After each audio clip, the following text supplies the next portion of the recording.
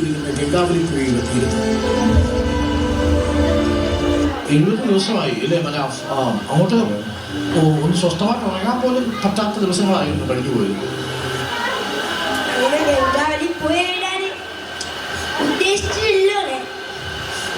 ഞാൻ എപ്പോഴേ പറഞ്ഞതാ, കേബിനധികം പരിക്കുണ്ടാവില്ല, ലോറിക്കധികം പരിക്കുണ്ടാവില്ല, ചിന്നിച്ചിതറൂല. എനിക്ക് ഉറപ്പുണ്ടേനു ഓരോ ലോറി ഉണ്ടാവുമെന്ന് ഞാൻ പറഞ്ഞതാ. ശരിയല്ലേ? ഉറപ്പായിട്ടും ഓനെ കൊണ്ടിട്ട് നമ്മള് പോവുള്ളൂ.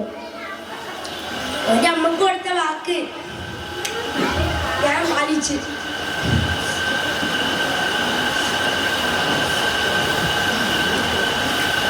ഇതിനെ വലിയ ഒരുപാട് പ്രയാസപ്പെട്ടിട്ടുണ്ട്. പല ആൾക്കാരും പലതും പറഞ്ഞു. വണ്ടി കിട്ടാന് അർജുന കിട്ടാനല്ലാണ്ട്.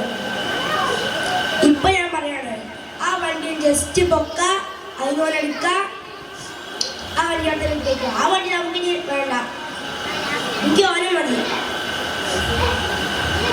ഒരു